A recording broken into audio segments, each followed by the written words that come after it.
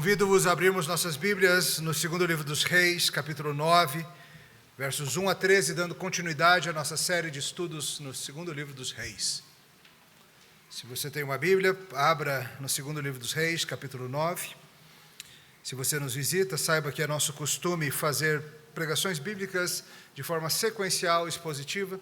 Estamos há alguns meses no segundo livro dos Reis. Crianças encontraram? Claro que encontraram, né? Os adultos estão meio perdidinhos, mas vocês já chegaram lá. Hoje nós vamos começar o capítulo 9, vamos até o verso 13. É uma prévia de algo bem impressionante que está por acontecer. Eu peço sua atenção para a leitura da palavra do Senhor. Assim diz a Escritura. Então, o profeta Eliseu chamou um dos discípulos dos profetas e lhe disse: cinge os lombos, leva contigo este vaso de azeite e vai-te a Ramote Gileade. E lá chegando, vê onde está Jeú, filho de Josafá, filho de Ninsi. Entra e faz-o levantar-se do meio dos seus irmãos e leva-o à câmara interior. Toma o vaso de azeite, derrama-lhe sobre a cabeça e dize: assim diz o Senhor, ungi-te rei sobre Israel. Então, abre a porta, foge e não te detenhas. Foi, pois, o moço, o jovem profeta, a Ramote Gileade. Entrando ele, eis que os capitães do exército estavam assentados, e ele disse: capitão, tenho uma mensagem que te dizer. Perguntou-lhe Jeú: a qual de todos nós? Respondeu-lhe ele: a ti, capitão. Então se levantou Jeú e entrou na casa. O jovem derramou-lhe o azeite sobre a cabeça e lhe disse: assim diz o Senhor, Deus de Israel, ungi-te rei sobre o povo do Senhor, sobre Israel. Ferirás a casa de Acabe, teu senhor, para que eu vingue da mão de Jezabel o sangue de meus servos, os profetas, e o sangue de todos os servos do Senhor. Toda a casa de Acabe perecerá. Exterminarei de Acabe todos do sexo masculino, quer escravo, quer livre, em Israel. Porque farei a casa de Acabe como a casa de Jeroboão, filho de Nebate, e como a casa de Baasa, filho de Aías. Os cães devorarão Jezabel no campo de Jezreel, não haverá quem a enterre. Dito isto, abriu a porta e fugiu. Saindo Jeú aos servos do seu senhor, disseram-lhe: vai tudo bem? Por que veio a ti este louco? Ele lhes respondeu: bem conheceis esse homem, seu falar. Mas eles disseram: é mentira. Agora, faze-nos sabê-lo, te pedimos. Então disse Jeú: assim me falou a saber. Assim diz o Senhor, ungi-te rei sobre Israel. Então se apressaram e, tomando cada um o seu manto, os puseram debaixo dele sobre os degraus e tocaram a trombeta e disseram: Jeú é rei. Até aqui a palavra do Senhor. Vamos orar. Senhor, obrigado por esse episódio tão interessante na história do teu povo, em que Jeú é ungido rei de Israel. Ajuda-nos, Senhor, a entender a relevância de algo tão distante para nós aqui e nossas próprias vidas. Em nome de Jesus. Amém. Quando completo anos, o que aconteceu essa semana, costumo fazer sempre um mesmo exercício de checagem de vida. Acho que quase todos vocês já sabem disso, quem está aqui já há algum tempo. Mas caso não saibam, o exercício é procurar saber sobre pessoas famosas que faleceram na idade que eu estou iniciando. Uma brincadeira mórbida? Não tem nada de brincadeira. É só morbidez mesmo. É um exame de coração. É um lembrete de que a vida se vai. E ao olhar tantas vidas fascinantes, sempre me faz pensar melhor sobre em que consiste a vida. O que é grandeza, por exemplo? Estamos em meio aos Jogos Olímpicos e esse assunto sempre surge, não? A grandeza dos feitos, os ouros, os recordes, as histórias impressionantes, o choro, a derrota, a glória, as medalhas. Nos 2 últimos anos, vos trouxe exemplos e considerações a partir dos nomes que encontrei. Foi assim aos 44, foi assim aos 45 e agora é assim aos 46. Crianças, 46 é muito velho, né? Quem morre aos 46 morre bem velhinho já. Mortos aos 46 anos. Prontos? Primeiro, John F. Kennedy, presidente dos Estados Unidos, assassinado a tiros numa carreata em Dallas, em 1963. Curiosamente, no mesmo dia em que morreu C.S. Lewis, do outro lado do Atlântico. Kennedy era de Boston, tinha origem irlandesa e era muito, muito querido. Sua morte foi, obviamente, um choque e ainda hoje não totalmente explicada. um dos pratos cheios para quem gosta de teoria da conspiração é o caso Kennedy. Kennedy tem várias falas memoráveis, como: não pergunte o que o seu país pode fazer por você, mas o que você pode fazer pelo seu país. Sua cabeça explodiu para o mundo todo ver, aos 46 anos. Uma mulher agora. Dolores O'Riordan, conhece? Irlandesa, cantora, compositora, morta aos 46. Foi líder de uma banda muito famosa que estourou nos anos 90, os Cranberries. Se eu tivesse coragem de cantarolar, vocês reconheceriam Linger, Dreams, Zombie. Dolores tinha uma voz tão forte e bela. Faleceu em 2018, com tanta vida ainda pela frente. Morreu numa banheira de um hotel, intoxicada com álcool, lorazepam, etc. Foi tomar um banho de banheira, desmaiou e escorreu para dentro da banheira enquanto dormia, apagada, e não acordou mais. Uma camareira a encontrou no dia seguinte, afogada aos 46 anos. Carmen Miranda, conhece essa? Maria do Carmo Miranda, cantora, dançarina, atriz, famosa pelos seus figurinos com frutas na cabeça, levou uma imagem do que era, ou ao menos o que parecia ser o Brasil, pelo mundo afora. Nascida, na verdade, em Portugal, e falecida em Beverly Hills, uma das grandes intérpretes do samba nas primeiras décadas do século XX. Da música foi para o teatro, estrelando na Broadway, e de lá foi para o cinema, estrelando em Hollywood, uma grande artista. Foi encontrada morta em 5 de agosto de 55, em um corredor da sua casa, ataque do coração. Foi levada para o enterro no Brasil, trazida para cá. Um cortejo fúnebre, disse, emocionante pelas ruas do Rio de Janeiro. Conta-se que cerca de 500 mil de pessoas acompanharam o cortejo fúnebre. A multidão, esporadicamente, irrompia em cantar um dos seus maiores sucessos. Tá aí, eu fiz tudo para você gostar de mim. Oh, meu bem, faz assim comigo não. Você tem que me dar seu coração. Pierre Curie, físico francês, pioneiro em muitas pesquisas, em particular na área da radioatividade, junto com sua esposa Marie, descobriu coisas maravilhosas e aterradoras. Vencedor do Prêmio Nobel de 1903, junto com ela. Gente que tenta entender do que o mundo é feito. Físico é isso, né? Gente que tenta entender do que o mundo é feito. Aliás, curiosamente, além de cientista, ele se envolveu muito com investigações espiritualistas, sabia disso? Pensava ser possível fazer conexões entre certos fenômenos eletromagnéticos e o paranormal. Morreu, sabe como? Atropelado. Atravessando uma rua em Paris na chuva, escorregou e foi atropelado por uma carruagem pesada. A roda passou sobre sua cabeça e foi instantâneo, aos 46 anos.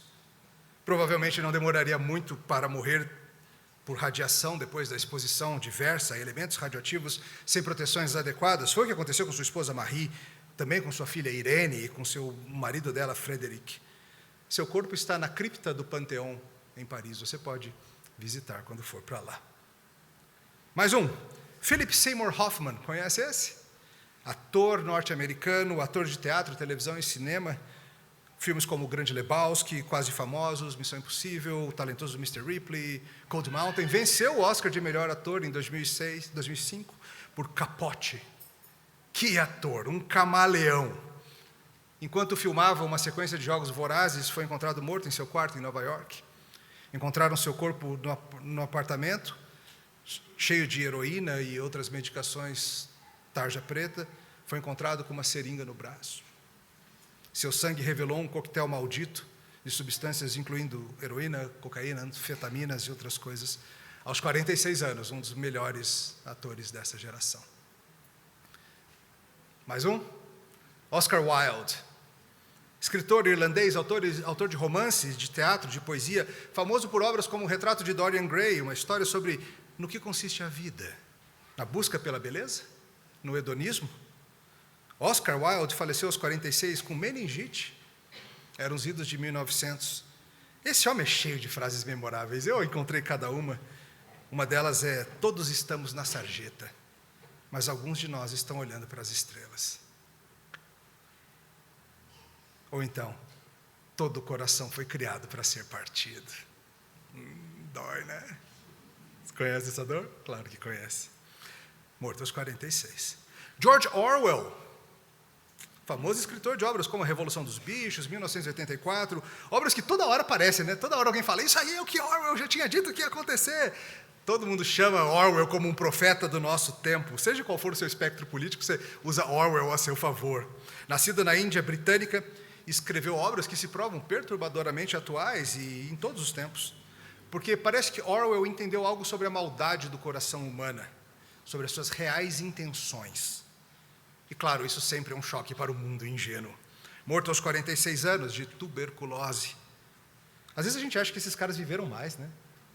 Enterrado com ritos anglicanos em Londres, um dos hinos cantados no funeral foi o que usamos hoje no início do culto, o Salmo 100. Orwell disse, cada geração se imagina mais inteligente do que as que vieram antes dela, e mais sábia do que as que vieram depois. A gente acha isso mesmo, né? Que nós somos mais inteligentes que os mais velhos e mais sábios que os mais novos. Todo mundo acha isso. David Foster Wallace, um dos melhores escritores que conheço, um exímio contista, cronista, ensaísta, novelista, com sua famosa bandana, seu amor por tênis e por personagens quebrados. David Foster Wallace era um escritor maravilhoso. Seu livro mais famoso é Graça Infinita.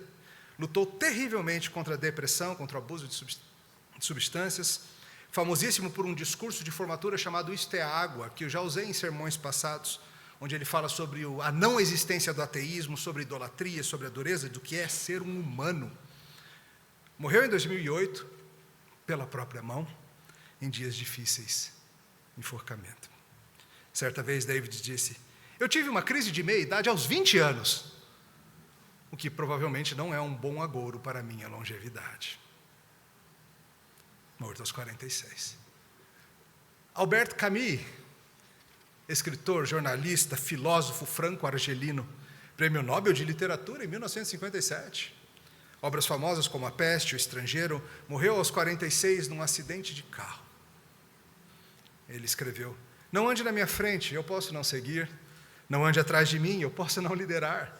Ande ao meu lado, seja apenas meu amigo. Ou ainda, você nunca será feliz se continuar a procurar no que consiste a felicidade. Você nunca viverá se estiver procurando o sentido da vida. Será? André o Gigante, conhece esse? Um lutador, desses de luta livre, não o UFC, tá? Mas aquelas ensaiadoras mesmo, sabe? Aquelas bem fake mesmo, eu amava aquilo na infância. André Roussimoff, francês, era um gigante gentil. Há inúmeras histórias, documentários, fatos hilários, impressionantes, gentis de um homem enorme. Nascido na França, fazendo carreira nas lutas e no cinema, André era imenso. Há certa controvérsia sobre sua real altura e peso. Às vezes o pessoal exagera essas coisas para efeitos midiáticos, mas pelo menos 2,20 metros, 240 quilos, é seguro afirmar.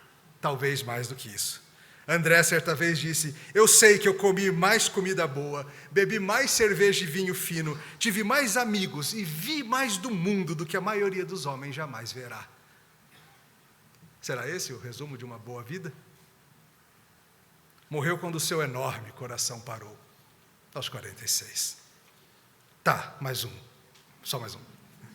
H.P. Lovecraft, um escritor norte-americano de fantasia, horror, ficção científica, um dos poucos autores de quem se pode dizer que criou um gênero literário próprio, o horror Lovecraftiano. Enormemente influente, suas histórias envolvem um senso de assombro, de estarrecimento diante do imensurável, seja do universo, seja do próprio mal. Eu li apenas um conto dele, o famoso Nas Montanhas da Loucura, preciso ler mais. Ele escrevia na linha do cosmicismo, que coloca a humanidade como uma parte insignificante do cosmos, que pode ser apagada a qualquer momento. A ideia de que somos extremamente pequenos e irrelevantes na grande figura é uma das coisas mais apavorantes que pode ocorrer. E você se dar conta disso vai estragar seu dia. O universo é indiferente a você, formiguinha. Morreu de câncer intestinal, aos 46 anos. Tantas vidas, tantas histórias, cantores, escritores, políticos, lutadores. Onde está a vida, irmãos? Cada vocação dessas, ao seu modo, busca fazer o mundo melhor, não? encontrar sentido na vida, validar a nossa existência. Cada um desses buscava pela arte, pela política, pelo entretenimento, pelo esporte, pela filosofia, pela literatura, buscavam fazer um mundo melhor, viver. O problema é que o mundo é caído e isso complica tudo. Complica a sua vida, seja você alguém querendo vencer enormemente, seja você alguém que só quer viver seus dias em paz. Como que um mundo quebrado pode ser vencido? Como é que os maus podem ser enfrentados? Onde encontrar vida infalível? Essas perguntas parecem, às vezes, grandes demais e talvez insolúveis a nossos corações. O que é que pode ser, de fato, um projeto de vida que alinhe todos os outros projetos? Há alguém a quem eu possa seguir e que supere a todos os outros nomes memoráveis? Alguém que possa fazer com que as pequenas e grandes lutas dessa vida sejam valiosas? Hoje veremos que sim. Veremos que devemos nos unir ao ungido que julga com justiça, em nome do Senhor. Nisso consiste a vida. A vida está, irmãos, em se unir a Cristo, o ungido do Senhor. Mas a gente vai chegar lá. Primeira verdade que eu quero notar com você hoje é que o Senhor levanta o seu ungido para vencer o mal em seu nome. Olha de novo o começo da nossa história, versos 1 a 5. Então o profeta Eliseu chamou um dos discípulos dos profetas e lhe disse: cinge os lombos, leva contigo um vaso de azeite e vai-te a Ramote e Gileade. E lá chegando, vê onde está Jeú, filho de Josafá, filho de Ninsi. Entra e faz-o levantar-se do meio dos seus irmãos e leva-o à câmara interior. Toma o vaso do azeite, derrama-lhe sobre a cabeça e diz: assim diz o Senhor, ungi-te rei sobre Israel.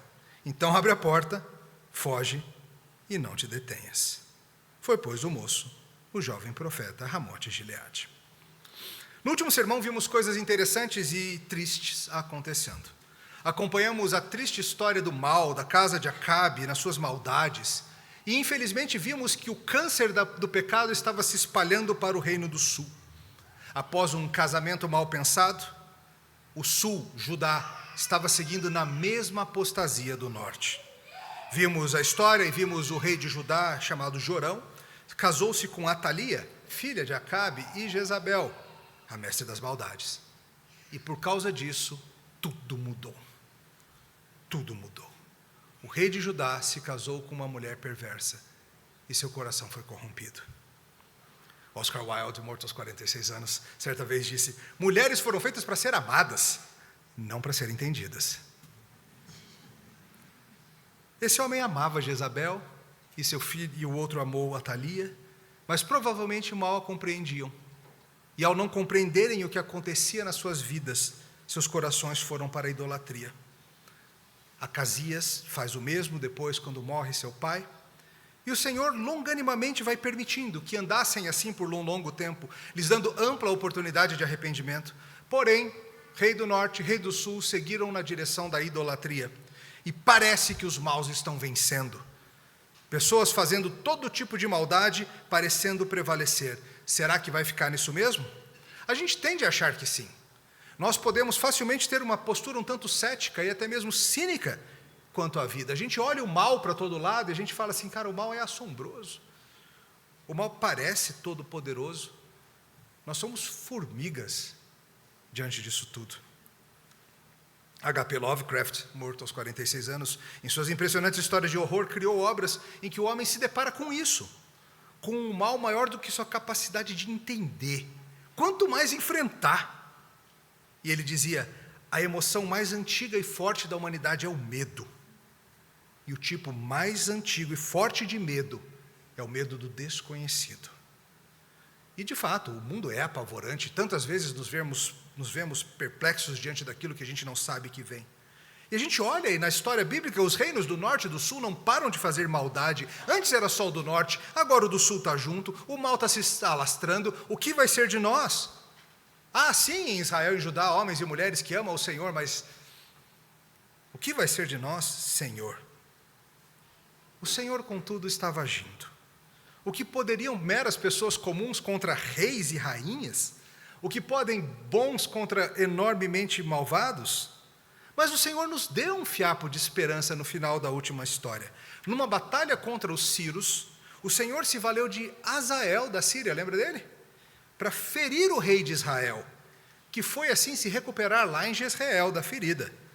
Azael, um sírio perverso, um cruel assassino, mas Deus o utilizou em seus planos para ferir Israel. O rei do norte estava enfermo, se recuperando, e o rei de Judá foi lá lhe fazer uma visitinha. Os dois vinham do sangue de Acabe, o perverso. Tudo isso muito ominoso, tudo isso muito simbólico, como falamos semana passada. Parece aquela história em que os personagens são reunidos para um grande finale. Os maus estão reunidos, ok, mas quem vai fazer o bem? Quem vai ser aquele que vai agir em nome do Senhor? Então o Senhor Deus levanta o seu ungido. O Senhor levanta o seu vingador. O texto nos traz Eliseu de volta à cena. Ele chama um dos seus profetas auxiliares e manda com uma missão e um pouco de azeite para ir até Ramote Gileade, ungir Jeú como rei. Quem? De onde veio? Quem é esse cara? Às vezes a história é feita mesmo por gente sem nome, gente sem prêmio Nobel, sem Oscar, sem medalha de ouro. Só fidelidade ao Senhor mesmo. Lembre-se de que esse era um dos 3 nomes que Deus havia mandado a Elias que ungisse para a obra do Senhor, muito tempo antes. Os 3 seriam o próprio Eliseu, Azael da Síria, e agora esse tal desse Jeú, que estava quieto na história. Há uma certa dúvida, alguns sugerem que Elias chegou a fazê-lo, mas agora Eliseu está fazendo de novo. Mais provavelmente Elias não cumpriu aquela missão, não completou-a a tempo, ficou para Eliseu. E Eliseu passa para o seu auxiliar. Vai encontrar Jeú, chama ele em secreto, unge-o como rei, em nome do Senhor, e se manda. Não fica por lá, não. O profeta, obediente, vai até Ramote Gileade, bem onde a peleja contra a Síria se dava, cidade importante para planos comerciais e militares. Lá ele procura Jeú, e Jeú estava com outros líderes, outros militares, provavelmente outros capitães também. Ele era um descendente de Josafá, rei do sul, anteriormente. O profeta chega e é reconhecido como tal. Pelo jeito, o grupo está ali ao ar livre, talvez numa conversa de guerra. Imagine aquela cena, assando alguma comidinha, escudos encostados, lanças, capacetes, homens de guerra conversando, comparando cicatrizes, sei lá. E ele chega e fala assim: capitão, tem uma mensagem. Jeú, que pelo jeito é o líder, mas não é o único capitão, diz: para qual de nós, querido? A ti mesmo, capitão. Mas eu preciso falar contigo a sós. Então o profeta o leva para essa câmara interior, um quartinho lá na região, e o unge como rei de Israel. E lhe dá uma missão duríssima, está aí no verso 6. Então se levantou Jeú, entrou na casa, o jovem derramou-lhe o azeite sobre a cabeça e lhe disse: assim diz Yahvé, Deus de Israel, ungi-te rei sobre o povo do Senhor, sobre Israel. Ferirás a casa de Acabe, teu senhor, para que eu vingue da mão de Jezabel o sangue dos meus servos, os profetas, e o sangue de todos os servos do Senhor. Toda a casa de Acabe perecerá. Exterminarei de Acabe todos do sexo masculino, quer escravo, quer livre em Israel. Porque farei a casa de Acabe como a casa de Jeroboão, filho de Nebate, e como a casa de Baasa, filho de Aías. Os cães devorarão Jezabel no campo de Jezreel. Não haverá quem a enterre. E dito isto, abriu a porta e fugiu. O profeta vai lá e traz essa mensagem. Ele unge, derrama óleo sobre a cabeça de Jeú e fala: o Senhor escolheu você, Jeú, para ser o instrumento de vingança dele sobre a casa de Acabe. O Senhor vai vingar os seus profetas. O Senhor vai vingar o sangue derramado dos mártires. Haverá justiça sobre a existência. Rapaz, isso vai ser difícil, viu? Porque, veja bem, a gente está falando de 2 nações, tá? Não é que ele vai atacar uma nação, são 2. E esses reis, eles vêm reinando há tempos, eles têm o exército da mão. Essas linhagens perversas, vocês sabem que elas duram, né? É duro se livrar de uma linhagem perversa. Tem coisas que são difíceis demais. A gente até desanima em tentar. Mas como é gostoso quando a gente consegue, não é? Quando a gente vence um grande desafio. Crianças, por exemplo, quando você consegue fazer um problema de matemática difícil. Você estava assim: eu não vou conseguir fazer isso, mamãe. E aí você vai lá e consegue, dá uma sensação gostosa, não é? Ou então uma redação difícil, agora está começando as aulas. Sempre tem aquela redação, né? Minhas férias. Imagina a skatista Raíssa Leal com seus meros 16 anos. Nas minhas férias eu fui a Paris. Levei meu skate. A redação dela de férias é essa. Mas vencer o mal é mais difícil que problema de matemática, não é? Aí é difícil. Vencer o mal é mais difícil do que o salto Andrade sobre o cavalo. Mais do que descer corrimão no skate, mais do que correr 42 quilômetros em 2 horas. Mais do que virar a Bia Souza no judô. Mais que acertar uma flechada na mosca com toda a pressão do mundo sobre você. Nadar 400 metros em 3 minutos e pouco. Ou pegar um saque do Djokovic. Não é brincadeira, não. Ainda mais que vivemos num mundo radiativo, cheio de corações partidos, de coisas que nos atropelam, de substâncias químicas que prometem soluções, mas que só pioram tudo. De tristeza sem fim e sonhos frustrados. É difícil se levantar contra o mal. A inércia nos estaciona. Um mundo de gente que se vai em meia idade, em pouca idade, em nenhuma idade. Nós nos convencemos, às vezes, de que melhor seria desistir logo. Às vezes cantamos com Carmen Miranda, morta aos 46 anos. Se me ajudasse nosso Senhor, eu não pensaria mais no amor. Seria mais fácil assim. Porque a vontade nesse mundo, eu sei, irmão, é muitas vezes a de desistir. Só seguir quieto até a morte, deixe que esses grandes, que os poderosos, que os malvados se virem, que eu não tenho nada com isso, que chegue logo a morte, seja em que idade vier. Porém, de vez em quando surge algum objetivo que nos sacode, não? Que nos faz vencer a inércia e falar, quer saber, eu vou tentar. Sei que vários de vocês estão animados com o exercício, né? É engraçado, a Olimpíada sempre vê um acréscimo nas matrículas de academia de ginástica. Eu acho lindo isso. Bora, vamos lá. Mas sabe, tem coisas que a gente tenta justamente porque são difíceis. John F. Kennedy, morto aos 46 anos, no seu famoso discurso, quando a NASA se empenhou para colocar o homem na Lua, esse discurso é famoso, e eu sei fazer até o sotaque de Boston, mas eu não vou fazer. Ele diz assim, mas por que, dizem alguns, a Lua? Por que escolher isso como nosso objetivo? E eles podem muito bem perguntar, por que escalar a montanha mais alta? Por que 35 anos atrás voar sobre o Atlântico? Nós escolhemos ir à Lua. Escolhemos ir à Lua nesta década e fazer outras coisas, não porque são coisas fáceis, mas porque são coisas difíceis. E a gente fala, boa, Kennedy. Tem coisas que a gente fala, eu vou encarar isso. É porque é difícil mesmo. Porque algumas lutas valem a pena precisamente porque são difíceis e porque vão mudar o mundo. Missão dura, Jeú. Vencer 2 reis malvados, Jezabel. Vencer o mal é algo fácil ou difícil?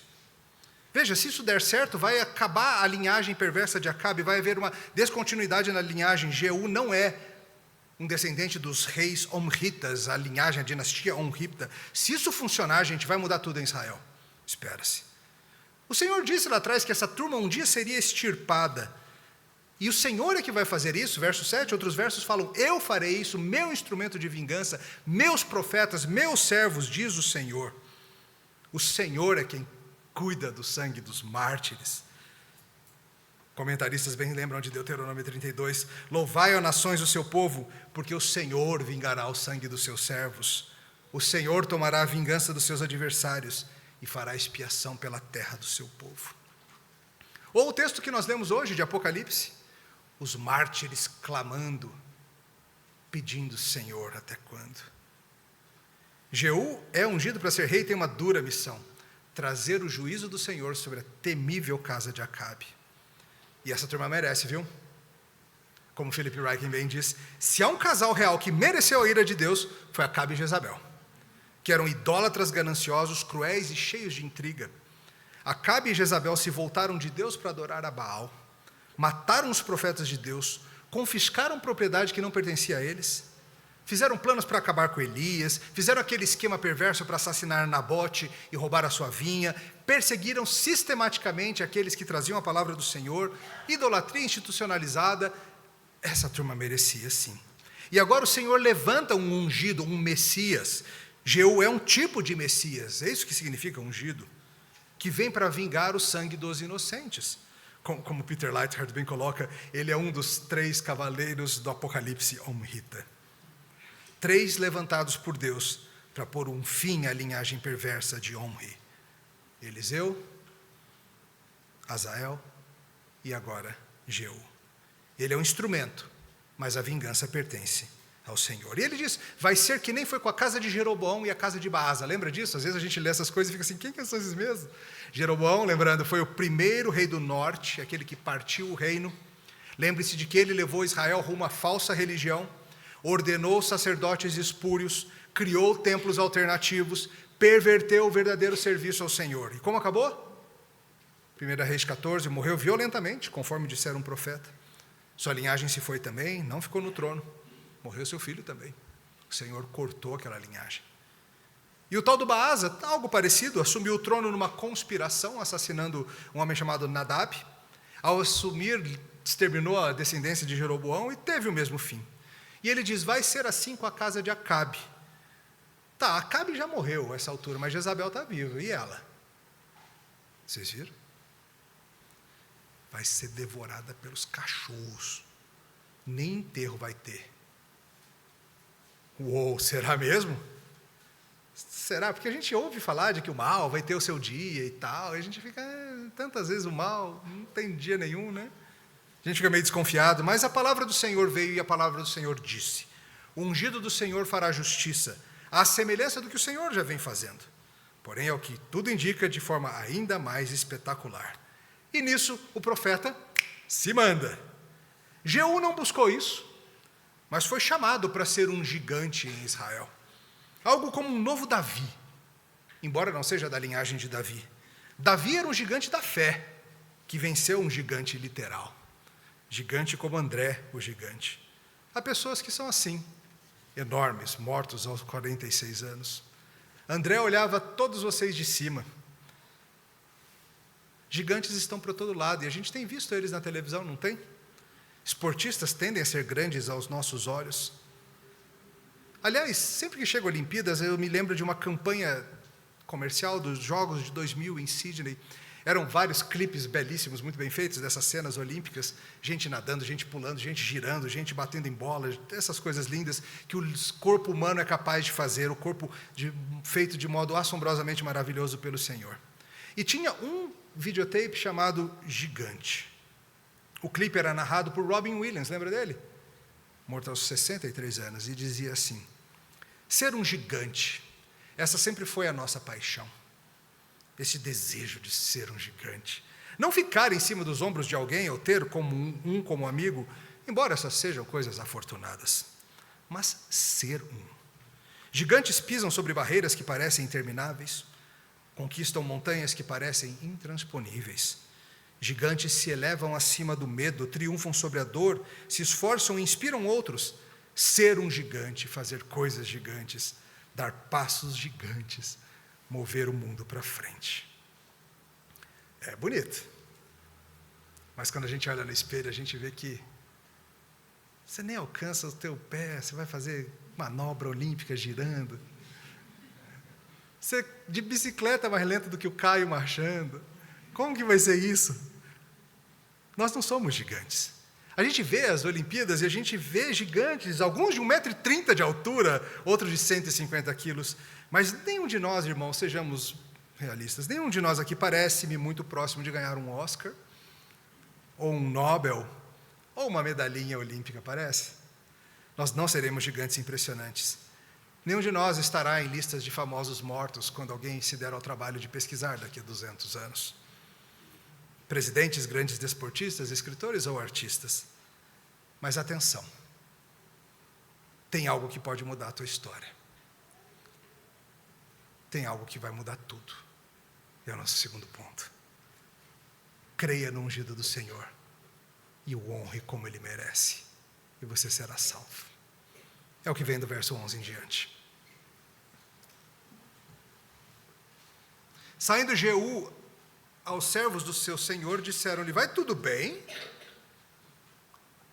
Por que veio a ti este louco? Ele lhes respondeu, bem conheceis esse homem, se eu falar. Mas eles disseram, é mentira, conta, faze-nos saber, te pedimos. Então disse Jeú: assim me falou, e saber, assim diz o Senhor, ungir-te rei sobre Israel. Então se apressaram e, tomando cada um o seu manto, o puseram debaixo dele, sobre os degraus, e tocaram a trombeta e disseram: Jeú é rei. Olha que sensacional. O profeta se vai. Jeú tem essa missão duríssima, falamos sobre ela. O profeta unge-o em secreto, mas a coisa não vai ficar em segredo. A turma, os outros capitães, você não ia ficar desconfiado? O que esse profeta queria com Jeú lá na cabaninha? Que história é essa? Que conversa é essa? É assim que ele sai, o pessoal pergunta: ei, o que ele queria contigo? Você não ia estar louco para saber? Crianças, sabe quando vocês veem seus pais conversando baixinho e você fica querendo saber do que se trata? Já aconteceu com vocês, crianças? Acontece, né? Ou então quando você vê os presbíteros conversando depois do culto com uma cara séria, você fica assim: ih, tem treta. Não é. A gente sempre conversa com cara séria, nós somos homens muito sérios, todos nós. O que foi? O que você queria? O que esse homem queria? O que o doido do profeta queria? E Jeú tenta dar aquela desconversada. Tu sabe, né, profeta, tudo meio doido, assim, coisa que profeta quer. Jeú, o que esse cara queria? Os profetas, os capitães não nasceram ontem, é claro. Um profeta vem do nada, pede para conversar contigo em reservado e sai em disparada. Como o Dale Davis bem nota, também seria difícil esconder, né, o cheiro do óleo, do azeite, o cabelo todo melado de azeite. Você fala assim: o que aconteceu aqui? Não, nada, não aconteceu nada, não. Não seria tão óbvio como Frutas do Cabelo, de Carmen Miranda, mas teria algo a ver. O que aconteceu, Jeú? Jeú, diferente de Philip Seymour Hoffman, morto aos 46 anos, não era um grande ator. Conta logo, Jeú. Vocês querem a verdade? Vocês querem a verdade? A verdade é algo muito perigoso no mundo caído, onde tantos querem viver no engano, não? Quando a gente fala de George Orwell, essas coisas aparecem o tempo todo. George Orwell, morto aos 46 anos, disse: numa época de engano, dizer a verdade é um ato revolucionário. Mas a verdade é perigosa. David Foster Wallace, morto aos 46 anos, certa vez colocou na boca de um dos seus personagens, um atleta, o seguinte: a verdade te libertará, mas não sem antes acabar contigo. E ela faz isso mesmo. Vocês querem a verdade sobre a vida e suas lutas ou não? A verdade é que os poderes desse mundo muitas vezes são agentes do mal. Há, porém, um Deus nos céus que julga com justiça. E ele tem os seus representantes. No caso, um proto-Messias, um projeto de Messias, um ungido, Jeú. E você pode se unir a ele. Então Jeú conta, ele diz que o profeta trouxe e que ele foi selecionado para ser rei sobre Israel. Como que você reagiria se o seu amigo da tropa recebesse uma missão como essa? Teu amigo que estava ali ontem mesmo fazendo a missão contigo. Você o quê? Alguns reagiriam com incredulidade. Não, essa seria uma possibilidade. Até parece, vai me dizer que a casa de Acabe vai reinar para sempre. Nunca vai acabar o reinado desses poderosos perversos. Essa dinastia vai se estender para sempre. Todo mundo que desafia Jezabel acaba mal. Nós, os pequeninos, a nós só nos cabe viver um dia após o outro, torcendo para o rei não se interessar por nossas vinhas. Poderia ser uma possibilidade. Talvez outros reagissem com ressentimento. Peraí. Por que Jeú? Por que não outros de nós? Por que não o Biraci ali que fala tão bem? Ou Joselu, que é ótimo em resolver conflitos, eliminar impasses? Ou Eude, que é tão bom em luta em espada, ainda é canhoto? Sei lá, tinha um outro Eude. Como não? Mas não, eles acreditam na palavra do Senhor. O profeta trouxe a palavra e a decisão do Senhor. E homens de bem seguem a palavra do Senhor para onde ela apontar. Aqueles homens reconheceram imediatamente: isso veio de Deus. E a reação correta de um coração que reconhece a palavra do Senhor é segui-la. E eles imediatamente decidem se unir a Jeú.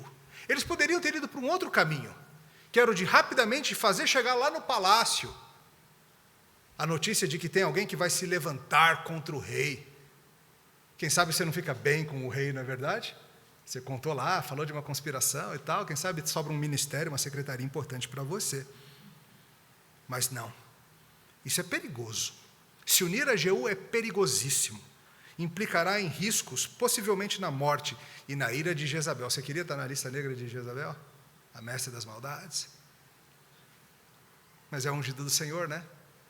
E se tem um projeto de vida que vale a pena para qualquer um, escritor político, poeta ou atleta, é se unir ao ungido do Senhor. Os homens se unem a ele, tomam seus mantos, colocam ele sobre o manto e aclamam Jeú é rei. Peraí, isso não te lembra uma cena? A gente leu isso hoje, não leu? Onde que você vê a cena de um ungido do Senhor em triunfo aparecendo e as pessoas o recebendo e aclamando e jogando seus mantos no chão para que ele passe por cima? Você não lembra de uma cena assim, não? Nós lemos isso em Mateus 21. A entrada triunfal em Jerusalém, mantos sendo lançados perante o rei que vem. Temos um proto-messias aqui. E esses homens entenderam que a vida consiste em se agarrar a ele, mesmo que custe a própria vida. Para nós não é diferente, irmãos. Amar a Cristo e nos agarrarmos a ele. Jogar os nossos mantos para que ele suba e seja exaltado. Unir-se ao ungido que vence o mal, mesmo que custe a nossa vida. Amar e ser amado pelo próprio Deus. Esse é o teu chamado. Amar e ser amado pelo próprio Deus. Albert Camus, morto aos 46 anos, certa vez escreveu: entendo aqui o que se chama glória, o direito de amar desmedidamente. Eu não acho que Camus se referia ao mesmo amor que nós, ou ao menos não do mesmo jeitinho, mas a frase é verdadeira. A glória deste mundo consiste em amar a Deus e ser amado por Ele desmedidamente. O Messias, o ungido do Senhor, foi escolhido para vencer o mal, para fazer justiça. E o povo começa a se unir a ele e aclamar o rei que vem. Que cena maravilhosa. Será que já hoje é briga? Não, semana que vem. A gente vai ter que parar por aqui nessa cena. Mas eu quero que você veja o poder disso aqui. Há homens que estão crendo no ungido do Senhor, ainda que o mal ainda exista. Estão unidos a ele, ainda que o mal esteja aí ativo e aprontando das suas. Ainda não aconteceu. Semana passada vimos o Senhor reunindo os perversos num só lugar. E agora em outra localidade ele levanta um homem para ser o seu vingador. E muitos se juntam a ele. Semana que vem promete, gente. Mas e você? Onde você tem buscado o seu sentido e que a vida funcione? Claro, você pode seguir várias vocações na sua vida. Você pode ser um político, um esportista, um artista, um filósofo, um físico. Mas existe algo que atravessa isso tudo, que permeia qualquer chamado. A pergunta é: a quem pertence o teu coração? O Senhor Jesus é a quem seu coração procura. A gente busca coisas assim, a nossa arte vive falando dessas buscas, não vive? O pastor Tarcísio hoje de manhã falou sobre um tipo de saudade da despedida que é dolorido. Tem uma música da Dolores O'Riordan, morta aos 46 anos, chamada Sonhos, Dreams. E ela fala assim, na parte mais dolorida da música, ela diz assim: eu te digo abertamente, você tem o meu coração, não me fira. Você é o que eu não conseguia achar. Uma mente maravilhosa, tão compreensivo e tão bondoso. Você é tudo para mim. Nós achamos que acharemos amores assim nesse mundo. Um amor que não fale, um amor que nos complete, mas todo coração foi feito para ser partido, né? E a vida anda assim, irmãos. Você tem no Messias alguém que será tudo isso, maravilhoso, compreensivo, que será tudo para você. E se você lhe der seu coração, você pode ter certeza que ele nunca vai feri-lo. Temos alguém melhor do que Jeú para seguirmos. Um rei justo e bondoso, poderoso e glorioso, um rei que veio e que virá. E unidos a ele pela fé, faremos parte de um reino que não terá fim, um reino sem sombras. John Kennedy, morto aos 46 anos, sugeriu que perguntássemos não o que o nosso país pode fazer por nós, mas o que nós podemos fazer por ele. E claro, faz todo sentido. Porém, quando se trata do nosso país, do nosso reino eterno, as duas coisas tendem a acontecer. Porque você só vai poder fazer algo pelo teu rei e teu reino, porque primeiro ele fez por você, na cruz do Calvário. Se você se unir a ele, a sua vida vai ser dele, e ele vai cuidar do seu coração. Você já ouviu a sua voz? Você já ouviu as canções celestiais do amor de Deus? Oscar Wilde, morto aos 46 anos, disse: você não ama alguém por sua aparência, por suas roupas ou por seu carrão, mas porque essa pessoa canta uma canção que só você consegue ouvir. É tão bonito isso.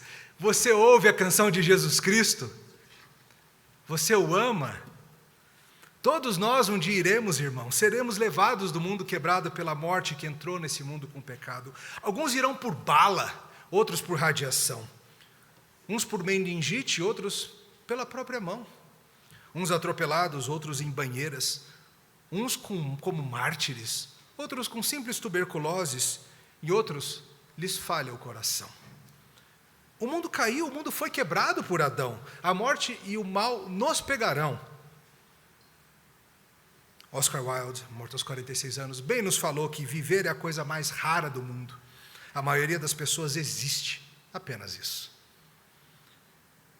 E eu te chamo a viver uma vida de verdade, uma vida em abundância. Não somente a existir esperando o dia da morte, mas viver de fato. Viver em Cristo. Se você sente que a vida podia ser mais do que é porque tem algo no seu coração que te indica que a vida é mais do que sobreviver, do que se alimentar e um dia morrer. Há uma eternidade clamando. Como a Bíblia já disse, viver é Cristo.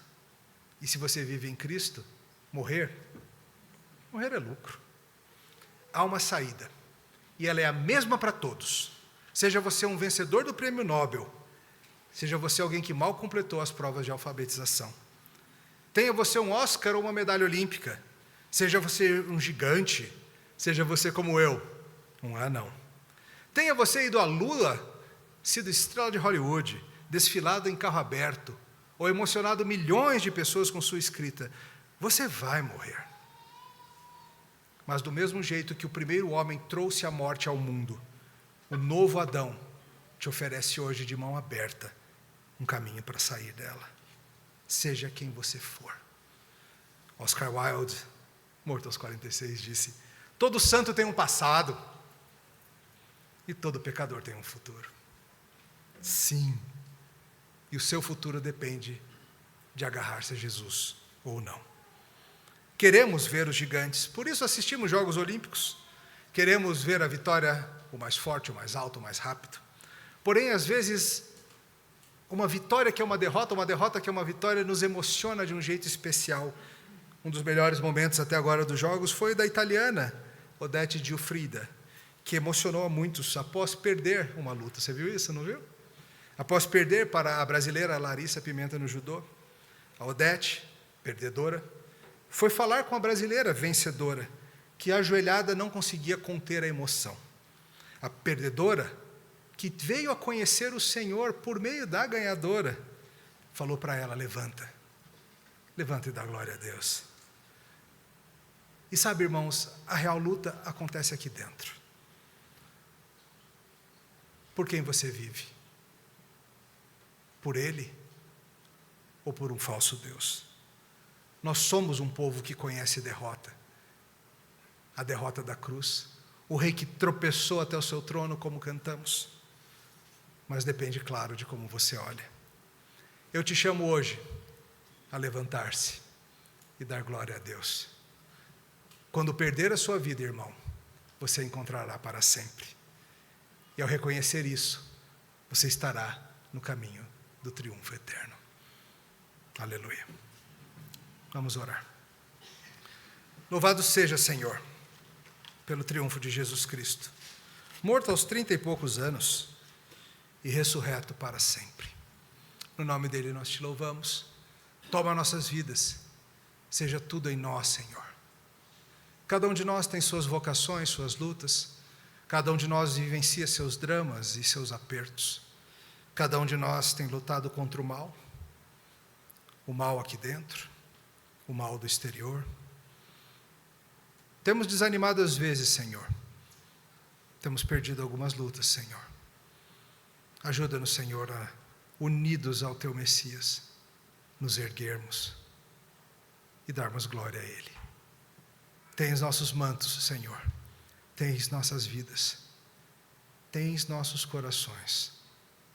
Ajuda-nos, Senhor, não fira nossos corações, protege-os com teu amor. Em Jesus oramos. Amém.